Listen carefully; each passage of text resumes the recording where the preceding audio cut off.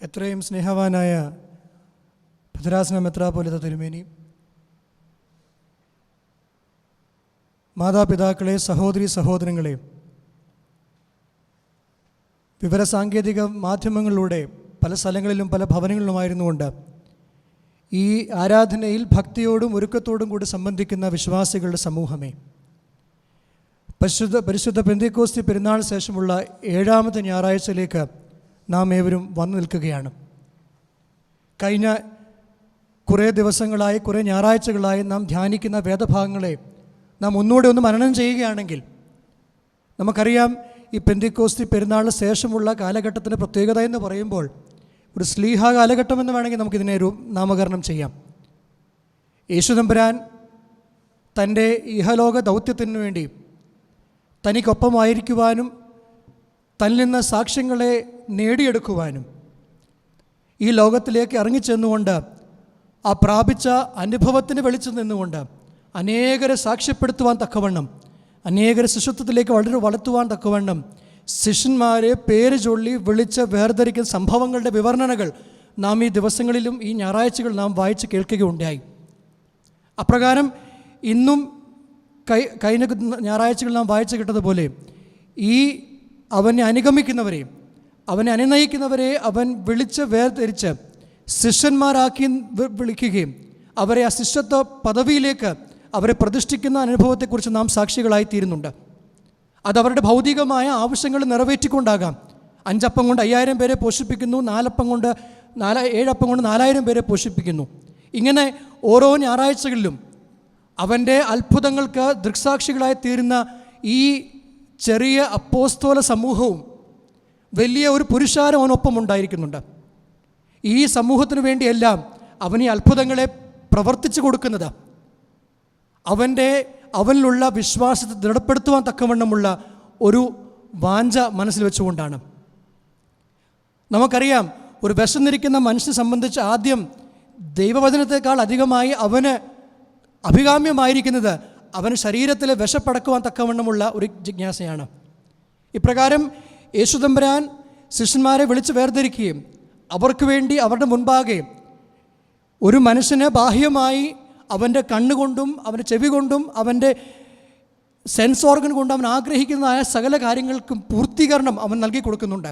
അത് രോഗികളുടെ സൗഖ്യത്തിലൂടെയാകാം, ഭൂതങ്ങളുടെ ഭൂതോച്ചാടനത്തിലൂടെയാകാം, അവരുടെ വിശപ്പിനെ പൂർത്തീകരിക്കുന്ന അനുഭവത്തിലൂടെയാകാം. ഇതിലെല്ലാം നിന്നുകൊണ്ട് തമ്പുരാൻ പറഞ്ഞു കൊടുക്കുന്നുണ്ട്, നിങ്ങളുടെ ഭൗതികമായ എല്ലാ ആവശ്യങ്ങൾക്കും ഞാൻ മതിയായവനാണ്. അതാണല്ലോ മത്തായിയുടെ സുവിശേഷം പറയുന്നത്, മുന്നമേ അവൻ്റെ രാജ്യവും നീതിയും അന്വേഷിക്കുക. അപ്പോൾ ആ ഒരു സമൂഹത്തെ ആ രാജ്യത്തിനും നീതിക്ക് വേണ്ടി ഒരുക്കിയെടുക്കണമെങ്കിൽ ആദ്യം അവരുടെ ഭൗതികമായ ആവശ്യങ്ങളെ അവൻ പൂർത്തീകരിച്ചു കൊടുക്കുകയാണ്. ഈ പൂർത്തീകരണ അനുഭവത്തിൽ നിന്നുകൊണ്ട് ഈ യാത്ര മുൻപോട്ട് പോകുകയാണ്.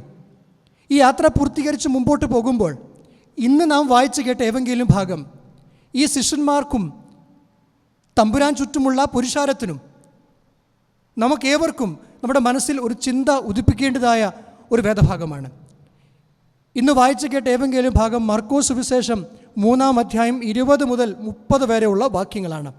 ഈ വേദഭാഗത്തോട് താരതമ്യപ്പെടുന്ന ഒരു ഭാഗം മത്തായിയുടെ സുവിശേഷം 12-ാം അധ്യായം 22 മുതൽ 33 വരെയുള്ള വാക്യത്തിലും നമുക്ക് വേണമെങ്കിൽ വായിച്ചെടുക്കാവുന്നതാണ്. ഇവിടെ തമ്പുരാൻ്റെ മുൻപാകെ കടന്നു വന്നുകൊണ്ട്, പ്രത്യേകിച്ചും മർക്കോസ് സുവിശേഷം ഇന്ന് വായിച്ചു കേട്ട ഏവെങ്കിലും ഭാഗത്ത് ഈ 20-ാം വാക്യം തൊട്ട് മുൻപാകെ തമ്പുരാൻ 12 ശിഷ്യന്മാരെയും പേര് ചൊല്ലി വിളിക്കുന്ന ഒരു അനുഭവത്തിൻ്റെ വിവരണയിൽ നിന്നാണ് ഇന്നത്തെ വേദഭാഗം ആരംഭിക്കുന്നത്. ഈ 12 പേരെയും പേര് ചൊല്ലി വിളിച്ച് വേർതിരിച്ച് നിർത്തിക്കൊണ്ട് അവൻ കപ്പർനഹൂം എന്ന് പറയുമ്പോൾ കർത്താവിൻ്റെ പരശുശ്രൂഷ സമയത്തെ അവൻ്റെ ഹെഡ് ക്വാർട്ടേഴ്സ് എന്ന് പറയാം. And headquarters for the Galilean ministry or the ministry of Christ was Capernaum. ആ കപ്പർനഹൂമിൽ ഒരു ഭവനത്തിൽ അവനായിരിക്കുമ്പോൾ അവന് ഭക്ഷണം കഴിക്കുവാൻ പോലും വഴിയാത്തവണ്ണം ജനത്തിരക്കുകൾ അവന് ചുറ്റുമുണ്ടായിരുന്നു. ഈ ജനത്തിരക്കുകളെല്ലാം അവൻ്റെ അത്ഭുതങ്ങൾക്ക് സാക്ഷികളായിരുന്നവരാണ്. ഈ അത്ഭുതങ്ങളുടെ സാക്ഷികളായിരുന്ന ജനസമൂഹം അവൻ്റെ മുമ്പാകെ കടന്നു വന്നുകൊണ്ട് നിൽക്കുമ്പോൾ അവൻ്റെ മാതാവും ചാർച്ചക്കാരും ബന്ധുമിത്രാദികളും അവൻ്റെ സുഹൃത്തുക്കളെല്ലാം വന്നുകൊണ്ട് അവനെക്കുറിച്ചുള്ള വ്യാകുലത അവർ മനസ്സിൽ ഏറെ വരുന്നുണ്ട്. അവർ വന്ന് പറയുന്നുണ്ട്, ഇവന് ബുദ്ധിഭ്രമം സംഭവിച്ചിരിക്കുന്നു. ഞങ്ങൾ ഇവനെ കൈവശമാക്കുവാൻ തക്കവണ്ണം വന്നതാണ്, ഞങ്ങൾ അവനെ കൂട്ടിക്കൊണ്ടു പോകുവാൻ തക്കവണ്ണം വന്നവരാണ്. വേറൊരു കൂട്ടം ജനസമൂഹം അവിടെ നിൽക്കുന്നത് യെരൂശലേമിൽ നിന്ന് വന്ന പരീശന്മാരാണ്, വേദപണ്ഡിതരാണ്. അവർ പറയുന്നു ഇവൻ ഭൂതങ്ങളെ പുറത്താക്കുന്നത്, ഇവൻ ഭൂതബാധിതനാണ്. ഒന്നാമത്. രണ്ടാമത്, ഇവൻ ഭൂതങ്ങളെ പുറത്താക്കുന്നത് ഭൂതങ്ങളുടെ രാജാവായ ബേൽസെബൂലിനെ കൊണ്ടാണെന്ന് ഇവർ പറയുന്നുണ്ട്. അപ്പോൾ ഇപ്രകാരമുള്ള ഒരു സാക്ഷ്യമാണ് അവരുടെ മുമ്പാകെ നിൽക്കുന്നത്. അവർക്ക് വേണ്ടി ജീവിച്ചവൻ, അവരുടെ ആവശ്യങ്ങളെ നിറവേറ്റിയവൻ, അവരുടെ കൺമുൻപാകെ അവരുടെ ചെറുതും വലുതുമായ എല്ലാ ആവശ്യങ്ങളെയും കൊടുത്തുകൊണ്ട് ഭൗതികമായി അവരുടെ പരിപൂർണതയിലേക്ക് വളർത്തിക്കൊണ്ട് വന്നവനെക്കുറിച്ച് പറയുന്ന സാക്ഷികൾ അവന് ഭൂതബാധിതനാണ്, അവൻ ബേൽസെബൂലിനെ കൊണ്ട് ബാധിതനാണ്. ഇതെല്ലാം കേൾക്കുമ്പോഴും അവന് വേണ്ടി സാക്ഷ്യം പറയുവാൻ ആരുമില്ല. പ്രിയമുള്ളവരെ, ഈ 12 ശിഷ്യന്മാരെ വിളിച്ചവൻ വേർതിരിച്ച് വിൽക്കുമ്പോൾ ഞാൻ ആദ്യം സൂചിപ്പിച്ചല്ലോ, ഈ സ്ലീഹ കാലഘട്ടത്തിൽ, പെന്തിക്കോസ്തിന് ശേഷമുള്ള കാലഘട്ടത്തിന് പ്രത്യേകത ശിഷ്യന്മാരെ അവരുടെ ദൗത്യത്വത്തിലേക്ക്, അവർ സ്ലീഹ പദവിയിലേക്ക് ഉറപ്പിക്കുന്ന വേളയിൽ ഇവിടെ സംഭവിക്കുന്നത്, അവനെ എല്ലാവരും അവങ്കിൽ ഇടറിപ്പോകുമ്പോൾ, അവന് വേണ്ടി അവന് ഭ്രാന്താണെന്ന് പറയുമ്പോഴെല്ലാം അവിടെ നിന്നെല്ലാം കർത്താവ് ഒരു പുതിയ മാനം ഇവർക്ക് നൽകുകയാണ്. ആ മാനം എന്തെന്ന് ചോദിച്ചാൽ, ഭൗതികമായ ആവശ്യത്തിൽ മാത്രം ചുരുങ്ങി നിന്ന മനുഷ്യനെ അവൻ്റെ ഉൾക്കണ്ണുകളെ പ്രകാശിതമാക്കിക്കൊണ്ട് അവനെ ജീവിതത്തിൽ ആത്യന്തികമായി ലക്ഷ്യമാക്കിക്കൊണ്ട് മുന്നേറിയേണ്ടിയിരിക്കുന്ന അവൻ്റെ കാഴ്ചകളോട്, ജീവിത ലക്ഷ്യത്തോടുകൂടി അവനെ മുൻപോട്ട് കൈക്ക് പിടിച്ച് നയിക്കുകയാണ്. അതെങ്ങനെയാണെന്ന് ചോദിച്ചാൽ, ഇവിടെ ഒരു 4 കൂട്ടം ജനസമൂഹത്തെ നമുക്ക് കാണാം. ഒന്ന്, തമ്പുരാൻ വിളിച്ച് വേർതിരിച്ച അവൻ്റെ 12 സ്ലീഹന്മാർ. ഈ അത്ഭുതങ്ങളെ സാക്ഷീകരിക്കുന്ന ഒരു വലിയ ജനസമൂഹം അവൻ്റെ മുമ്പാകെ ഉണ്ട്. 3, അവൻ്റെ ചാർച്ചക്കാർ അവൻ്റെ ഒപ്പമുണ്ട്. 4, പരീക്ഷ പ്രമാണികൾ അവർക്കൊപ്പമുണ്ട്. അപ്പം ഈ ഒരു അനുഭവത്തിൽ നിൽക്കുന്ന ഒരു അനുഭവത്തിൽ അവർക്ക് വിളിച്ച് വേർതിരിച്ചവർ മുൻപാകെ സാക്ഷികൾ മിണ്ടാതെ നിൽക്കുമ്പോൾ, അനുഗ്രഹങ്ങളെ പ്രാപിച്ചുകൊണ്ട് നിൽക്കുമ്പോൾ, അവനെ ഒരിക്കലും ജനസമൂഹം, ജനപ്പെരുപ്പം അവനെ ആകർഷിച്ചിട്ടില്ല. കാരണം ഈ ജനപ്പെരുപ്പം ഒരിക്കൽപ്പോലും അവൻ ആരെന്ന് മുൻപാകെ സാക്ഷീകരിക്കുന്നില്ല. യേശു തമ്പുരാൻ സാക്ഷാൽ മശിഹ ആകുന്നു എന്ന് സാക്ഷീകരിക്കുന്നത് സാക്ഷാൽ തമ്പുരാൻ്റെ പിതാവ് അവന് മാമോദീസായിലാണ്. ഇവൻ എൻ്റെ പ്രിയപുത്രനാകുന്നു, ഞാൻ ഇവങ്കൽ പ്രസാദിച്ചിരിക്കുന്നു. രണ്ടാമത്, അവൻ ഭൂതങ്ങളെ പുറത്താക്കുന്നവർ നിന്ന് ഈ ഭൂതങ്ങൾ പറയുന്നുണ്ട്, നീ സാക്ഷാൽ ദൈവപുത്രനാകുന്നു, നിനക്കെന്താണ് ഞങ്ങളുമായിട്ടുള്ള ബന്ധം, നീ എന്താണ് ഞങ്ങളെ ഇങ്ങനെ ബുദ്ധിമുട്ടിക്കുന്നത്? അപ്പോൾ പിതാവാം ദൈവം ഈ പുത്രൻ്റെ പുത്രത്വത്തെക്കുറിച്ച് ഏറ്റുപറയുമ്പോൾ, പുറത്താക്കപ്പെടുന്ന ഭൂതങ്ങൾ അവനെക്കുറിച്ച് പറയുമ്പോൾ, എന്താണ് പ്രിയമുള്ളവരെ, അവൻ്റെ അത്ഭുതങ്ങൾക്ക് സാക്ഷികളായി തീരുന്നവരായ ഞാനും നിങ്ങളും അവങ്കൽ ഇടറിപ്പോയത്. നമുക്ക് അവനെക്കുറിച്ചുള്ള സാക്ഷ്യം എവിടെ നിൽക്കുന്നു? എവിടെയാണ് നാം പരാജിതമാക്കപ്പെട്ടു പോകുന്നത്? അവൻ്റെ മുൻപാകെ കടന്നുകൊണ്ട് അവൻ്റെ സഹോദരങ്ങൾ പറയുന്നുണ്ട്, ഇവൻ ബുദ്ധിഭ്രമം സംഭവിച്ചിരിക്കുന്നു. അവരെ സംബന്ധിച്ച് ഈ ഒരു ചിന്ത ഉണ്ടാകുവാൻ കാരണമെന്ന് പറയുന്നത്, അവൻ ജീവിത ഭദ്രതയെക്കുറിച്ചുള്ള ലക്ഷ്യങ്ങൾ മറന്നു പോയിരിക്കുന്നു. കാരണം അവൻ തച്ചൻ്റെ മകനാണ്. ഈ ലോകത്തിൽ തച്ചനായി മുൻപോട്ട് പോകുവാൻ തക്കവണ്ണം ലോകം സാക്ഷീകരിക്കുന്നുണ്ട്. ഈ ലോകം കാണിച്ചു കൊടുക്കുന്ന ഒരു മാതൃകയുണ്ട്. ജീവിതം ലോകം അവന് വരച്ച് കാട്ടുന്ന ഒരു ഓറിയൻറ്റേഷനുണ്ട്. This is how you should be going in your life in this world, and this is what the world outlines in front of you. ഇന്ന് പലപ്പോഴും ഞാനും നിങ്ങളും നമ്മുടെ മുൻപാകെ ലോകം വരച്ച് കാട്ടുന്ന പാതയിലൂടെ മാത്രം ഗമിക്കുവാൻ ആഗ്രഹിക്കുന്നവരാണ്.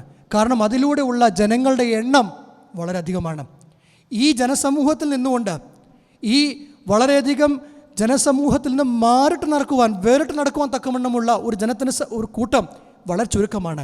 And Christ ask us to follow not the path which is greater and broader and has so many people walking in it, but he asks us to follow a path which is narrow, and the number of people traveling through it is very minimal, because people who have been enlightened to the reality of life shall be the only ones who dare to tread this path.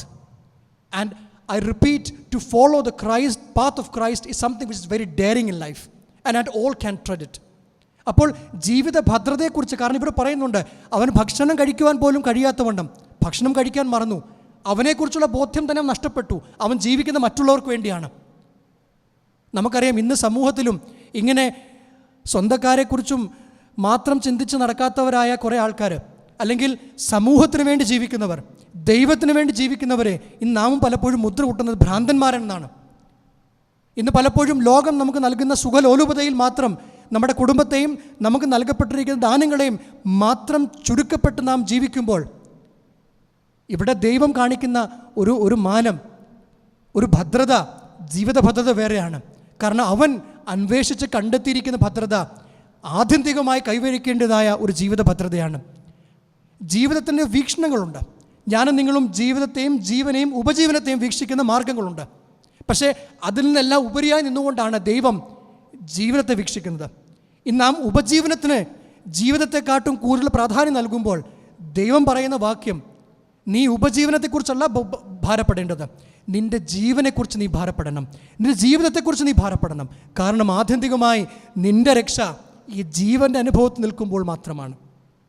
അപ്പോൾ പ്രിയമുള്ളവരെ, ഇവരെ ആത്യന്തികമായി ഒരു പുതിയ ജീവിത രീതിയിലൂടെ, ഒരു പുതിയ പാതയിലൂടെ നടക്കുവാൻ തക്കവണ്ണം ഭ്രാന്തനെന്ന് മുദ്ര കുത്തപ്പെടുന്ന ക്രിസ്തു അവർക്ക് മാതൃക കാട്ടിക്കൊടുക്കുന്നുണ്ട്. രണ്ടാമതായി ഇവിടെ ശ്രേഷ്ഠമായ ഒരു മാതൃക കാട്ടിത്തരുന്നത് യേശു തമ്പുരാൻ ഭൂതങ്ങളെ പുറത്താക്കുന്നൊരു അനുഭവം. ദൈവം പല അത്ഭുതങ്ങളെ പൂർത്തീകരിക്കുന്നുണ്ട്. രോഗസൗഖ്യം കൊടുക്കുന്നുണ്ട്, വിശപ്പിനെ അടക്കുന്നുണ്ട്, പല അത്ഭുതങ്ങളെ കൊടുക്കുന്നുണ്ട്. പക്ഷെ അതിലെല്ലാം ഉപരിയായി ശ്രേഷ്ഠമായ ഒരു അത്ഭുതം എന്ന് പറയുന്നത് ഭൂതത്തെ പുറത്താക്കുവാനുള്ള ഒരു വരമാണ്. ഈ ഭൂതത്തെ പുറത്താക്കുന്ന ഒരു വരം, എക്സോസിസം എന്ന് പറയുന്ന ഈ വരം നമുക്കറിയാം നമ്മുടെ സൃഷ്ടിയിൽ, നമ്മുടെ ജീവിതത്തിൽ മാമോദീസായിൽ തുടങ്ങുന്ന ഒരു അനുഭവമാണ്. ഭൂതത്തെ പുറത്താക്കിക്കൊണ്ട് ദൈവത്തെ പ്രാപിച്ചുകൊണ്ട് മനുഷ്യൻ മുൻപോട്ട് പോകുന്ന അനുഭവം. അപ്പോൾ ഈ ലോകത്തിൽ ഒരു ഭൂതബാധിതനായിരിക്കുന്ന വ്യക്തിയിൽ നിന്ന് ഭൂതത്തെ പുറത്താക്കണമെങ്കിൽ അത് സാധ്യമാകുന്നത് ഒരേ ഒരു വ്യക്തി, യേശുക്രിസ്തു. യേശുക്രിസ്തു എന്ന് പറയുമ്പോൾ ഈ ഭൂതത്തിന് മേലും അധികാരമുള്ളവനായ ദൈവത്തിൻ്റെ ഏകജാതൻ. അപ്പോൾ ഈ ഭൂതത്തെ പുറത്താക്കുവാൻ തക്കവണ്ണം യേശു ശ്രമിക്കുമ്പോൾ അവനെ യെരൂശലേമിൽ വന്നെന്ന പരീശന്മാർ, യെരൂശലേം എന്ന് പറയുമ്പോൾ ന്യായാധിപതിമാരുടെ സിംഹാസനത്തിൻ്റെ സ്ഥലമാണ്. ആ ന്യായാസനത്തിൽ നിന്നുകൊണ്ട് വേദപണ്ഡിതൻ വന്നുകൊണ്ട് പറയുകയാണ്, ഇവൻ ബേൽസെബൂലിനെ കൊണ്ട് സാത്താനെ പുറത്താക്കുന്നു. തമ്പുരാൻ പറയുന്നു, അവരെ അടുത്ത് വിളിക്കുന്നു. അവർ പറയുന്നു, നിങ്ങൾ എൻ്റെ അടുക്കിലേക്ക് വാ, കം നിയർ ടു മീ. രണ്ട് കാര്യങ്ങൾ അവർ മുമ്പാകെ വെക്കുന്നു. A kind of an analogy that he presents in front of them, a kind of illustration. And these illustrations are starkly different. One is a logical absurdity and two is a logical possibility. And what is the logical absurdity that we see here? കർത്താവ് പറയുന്നുണ്ട്, എങ്ങനെയാണ് സാത്താനെ പുറത്താക്കുവാൻ തക്കവണ്ണം സാധ്യമാകുന്നത്? നിങ്ങൾ പറയുന്നു എൻ്റെ അധികാരം പിശാചിൽ നിന്നാണ്. എങ്ങനെയാണ് പറയാൻ തക്കവണ്ണം സാധ്യമാകുന്നത്? You are logically so absurd because a devil, a Satan can never cast out the Satan. ഈ ഒരു എക്സ്പ്ലനേഷൻ കൊടുത്തുകൊണ്ട് രണ്ട് നിസ്സാരമായ എക്സാമ്പിളോട് കർത്താവ് പറയുന്നു, logical possibilities and axioms, to truths. പറയുന്നു, ഒരു രാജ്യം തന്നിൽ തന്നെ ഭിന്നമായാൽ, ചിതറിച്ചാൽ അതിനെങ്ങനെ നിലനിൽക്കാൻ തക്കവണ്ണം സാധ്യമാകുന്നത്? ഒരു ഭവനം തന്നിൽ തന്നെ ചിതറിച്ചാൽ അതിനെങ്ങനെ നിലനിൽക്കാൻ തക്കവണ്ണം സാധ്യമാകുന്നത്? അപ്പോൾ ഒരു ഭവനത്തിൽ ചെന്നുകൊണ്ട് ആ ഭവനത്തെ കവർച്ച ചെയ്യണമെങ്കിൽ ആ ഭവനത്തിൻ്റെ ഉടമസ്ഥനെ ഓവർ പവർ ചെയ്തുകൊണ്ട് അവനെ ബന്ധനസ്ഥനാക്കിക്കൊണ്ട് മാത്രമേ എനിക്ക് അവൻ്റെ സമ്പാദ്യങ്ങളെ എടുത്തുകൊണ്ട് വരുവാൻ തക്കൊണ്ട് സാധ്യമാകുള്ളൂ. 27-ാം വാക്യത്തിൽ പറയുന്നു, സാത്താൻ്റെ അവസാനം വന്നിരിക്കുന്നു. പ്രിയമുള്ളവരെ, ഭൗതികമായ വിശപ്പിൻ്റെ അനുഭവത്തിൽ നിന്നുകൊണ്ട് കർത്താവ് കൈക്ക് പിടിച്ച് ഉയർത്തുകയാണ്, മനുഷ്യനെ ഉയർത്തിക്കൊണ്ട് പറയുകയാണ്, നിൻ്റെ അധികാരം ഈ ലോകത്തിൽ മാത്രമല്ല, ഈ ലോകത്തെ ജയിച്ചിരിക്കുന്നവനായ, ശത്രുവിനെ തോൽപ്പിച്ചുകൊണ്ട് മരണത്തെയും ലോകത്തെയും സകലത്തെയും ജയിച്ചവനായ ക്രിസ്തുവിനെ അനുഗമിക്കുന്നവനായ നിൻ്റെ അധികാരം സാത്താനെ പുറത്താക്കുവാൻ തക്കവണ്ണമാണ്. ആ സാത്താനെ പുറത്താക്കണമെങ്കിൽ പ്രിയമുള്ളവരെ, ക്രിസ്തു ഇറങ്ങിച്ചെന്നതുപോലെ ഈ ലോകത്തിലേക്ക് അവൻ ഇറങ്ങി വന്നു, ഈ പാതാളത്തിലേക്ക് അവൻ ഇറങ്ങി വന്നു. പാതാളത്തിൽ ഇറങ്ങി വന്നുകൊണ്ട് അവനെക്കാട്ടൊരു ശക്തനായവൻ, സാത്താനെക്കാട്ടൊരു ശക്തനായവൻ കടന്നു വന്നുകൊണ്ട് സാത്താനെ കെട്ടിവെച്ചുകൊണ്ട് ബന്ധനസ്ഥനാക്കിക്കൊണ്ട് ഈ സാത്താൻ്റെ അടിമത്തത്തിൽ നിന്ന് അവൻ്റെ ഉപകരണങ്ങളെ വിടുവിക്കുകയാണ്. സാത്താൻ്റെ ഉപകരണം എന്ന് പറയുമ്പോൾ it's not something that you see a mask or something Halloween costumes ഒന്നുമല്ല. അതിലുപരിയായി അവൻ കീഴടക്കി വച്ചിരിക്കുന്ന മനുഷ്യൻ്റെ ജീവിതങ്ങളെയാണ്. ഈ മനുഷ്യ ജീവിതങ്ങളെ സാത്താൻ്റെ അടിമയിൽ നിന്ന്, കെടിയിൽ നിന്ന് വിടുവിക്കുക എന്ന ലക്ഷ്യം നമുക്ക് ഏവർക്കുമുണ്ട്. ഈ സാത്താനെ മറുതലിച്ചെന്നുകൊണ്ട് നമ്മുടെ മാമോദീസായിൽ നമുക്ക് വേണ്ടി ഏറ്റുചൊല്ലുന്ന ഒരു പ്രാർത്ഥനയുണ്ട്. ഞാൻ സാത്താനെ തള്ളി പറഞ്ഞുകൊണ്ട് യേശുവിനെ സ്വീകരിക്കുന്നുവെന്ന്. ഈ പ്രാർത്ഥന നമുക്ക് വേണ്ടി നമ്മുടെ ഗോഡ് ഫാദറും ഗോഡ് മദറും ഏറ്റു പറയുമ്പോൾ ഇത് നിരന്തരമായ ജീവിതത്തിൻ്റെ ഭാഗമായി തീരണം. To know that your body is nothing but the temple of God where only God can reside and no one else. But unfortunately, Satan and his powers have confiscated us, have overpowered us. And God calls us to overcome the power of Satan. And that is your eternal calling. Finally, he says, all your sins will be forgiven. നിങ്ങൾ ചെയ്യുന്ന സകല പാപങ്ങൾ ക്ഷമിക്കപ്പെടും. പരിശുദ്ധ റൂഹായ്ക്ക് against ആയിട്ട് നിങ്ങൾ ചെയ്യുന്ന പാപം മാത്രം ഒരു നാളും ക്ഷമിക്കപ്പെടുകയില്ല. എന്താണ് പരിശുദ്ധ റൂഹായ്ക്ക് അഗേൻസ്റ്റ് ആയ പാപം? ഈ പരിശുദ്ധ റൂഹായ്ക്ക് അഗേൻസ്റ്റ് ആയ പാപം എന്ന് പറയുമ്പോൾ ഈ യെരുശലേമിൽ നിന്ന് വന്നവർക്കറിയാം, യഹൂദ സമൂഹത്തിനറിയാം, എന്ത് ഒരു ഭൂതത്തെ പുറത്താക്കണമെങ്കിൽ ദൈവപുത്രന് മാത്രമേ, ദൈവത്തിന് മാത്രമേ ഇതിനെ പുറത്താക്കുവാൻ തക്കവണ്ണം സാധ്യമാകുകയുള്ളൂ. പക്ഷേ ഈ ദൈവത്തെ മനസ്സിലാക്കിയിട്ട് പോലും ഈ ദൈവത്തെ പിശാചായി വ്യാഖ്യാനിക്കുന്ന ഒരു മനോഭാവം, വെളിച്ചത്തെ ഇരുട്ടായി വ്യാഖ്യാനിക്കുന്ന ഒരു മനോഭാവം, ഇന്ന് പലപ്പോഴും കള്ളത്തരത്തെ ആഘോഷിക്കുന്ന ഒരു സമൂഹമാണ് നാം. സത്യം ഒരു നാളും ആഘോഷിക്കപ്പെടുന്നില്ല, തിന്മ മാത്രം ആഘോഷിക്കപ്പെടുന്നുണ്ട്. നന്മ മുമ്പ് വെച്ചാലും തിന്മയെ ഈ ലോകത്തിൽ ആഘോഷിക്കുകയും ആശ്ലേഷിക്കുകയും ചെയ്യുന്ന ഒരു സമൂഹത്തിനെ അവൻ പറയുന്ന പേരാണ് പരിശുദ്ധാത്മാവിൻ്റെ വിരോധമായ പാപം. കാരണം നിൻ്റെ ഉള്ളിൽ നിന്നെ നയിക്കുന്ന ആത്മാവ്, നിന്നെ ഭരിക്കുന്ന ആത്മാവ് ദൈവാത്മാവാണ്. ദൈവാത്മാവ് നിന്നെ നയിക്കുന്ന ജീവനിലേക്കും വെളിച്ചത്തിലേക്കും സത്യത്തിലേക്കും നീതിയിലേക്കുമാണ്. ഇവയെല്ലാം നിൻ്റെ മുൻപാകെ വരച്ച് കാട്ടി വെച്ചിട്ടും when you have been completely known by the revelation that God has given to us by his sacrificial death and through his apostles and through all the prophets who have fallen before us, ഈ complete ആ revelation മനസ്സിലാക്കിയിട്ട് പോലും അവങ്കൽ നമ്മൾ ഇടറിപ്പോയാൽ, അവന് വിരോധമായി നമ്മൾ സംസാരിച്ചാൽ ആ പാപം ഒരു നാളും ക്ഷമിക്കപ്പെടുകയില്ല പ്രിയമുള്ളവരെ. അപ്പോൾ പരിശുദ്ധാത്മാവിന് വിരോധമായി നാം ഒരിക്കലും സഞ്ചരിക്കുവാൻ അനുവാദമില്ല. ദൈവം എന്നെ സൃഷ്ടിച്ചിരിക്കുന്നത് അവൻ്റെ സ്വരൂപത്തിലും ഛായയിലുമാണ്. ഈ ഒരു സ്വരൂപത്തിലായിരിക്കും നമുക്ക് വേണ്ടി, ഞാൻ ആദ്യം സൂചിപ്പിച്ചതല്ലോ, ഈ സ്ലീഹ കാലഘട്ടത്തിൽ ഈ ഒരു വേദഭാഗത്തിനെ ഉൾക്കൊള്ളുമ്പോൾ ദൈവം ഉദ്ദേശിക്കുന്ന രണ്ട് കാര്യം. ഒന്ന്, വിളിച്ച് വേർതിരിച്ചവരായിരിക്കുന്ന ഈ ശിഷ്യന്മാരെ അവൻ സ്ലീഹന്മാരെക്കാട്ട് ശ്രേഷ്ഠമായി. ഈ ഭാഗം അവസാനിക്കുന്നത് കർത്താവ് പറയുന്നു, ആരാണ് എൻ്റെ മാതാവും ആരാണ് സഹോദരന്മാരും? ദൈവ ഇഷ്ടത്തെ മനസ്സിലാക്കിക്കൊണ്ട് അതിനെ അനുവർത്തിക്കുന്നവരാണ് എൻ്റെ മാതാവും സഹോദരന്മാരും. അപ്പോൾ ശിഷ്യന്മാരെന്ന് വിളിച്ച് വേർതിരിച്ചവരെ, അവരെ ആ ശിഷ്യത്വ പദവിയിൽ നിന്ന് അതിലുപരിയായി അവൻ്റെ കുടുംബത്തിൻ്റെ ഗ്രഹപചാരകന്മാരായി അവനാക്കി തീർക്കുകയാണ്. രണ്ടാമതായി ഒരു പുരുഷാരത്തെ ഒരു ജനമാക്കി തീർക്കുകയാണ്. അവനെ അംഗീകരിക്കുന്നവരായ ഒരു ബഹുപുരുഷാരത്തെ ദൈവജനമാക്കി മാറ്റുകയാണ്. ഈ ദൈവജനത്തിൻ്റെ പ്രത്യേകത, പരിശുദ്ധാത്മാവ് പരിലസിക്കുന്ന അനുഭവം അവരുടെ ഉള്ളിലുണ്ട്. ഈ പരിശുദ്ധാത്മാവിൻ്റെ പുതുക്കത്തിൻ്റെ അനുഭവത്തിൽ മുമ്പോട്ട് പോകണം. ഇന്ന് വായിച്ച കേട്ട എഫെസ്യ ലേഖനം സ്ലീഹാവാനത്തിൽ പറയുന്ന പോലെ, you are once aliens and strangers but now you have been the members of the household of God.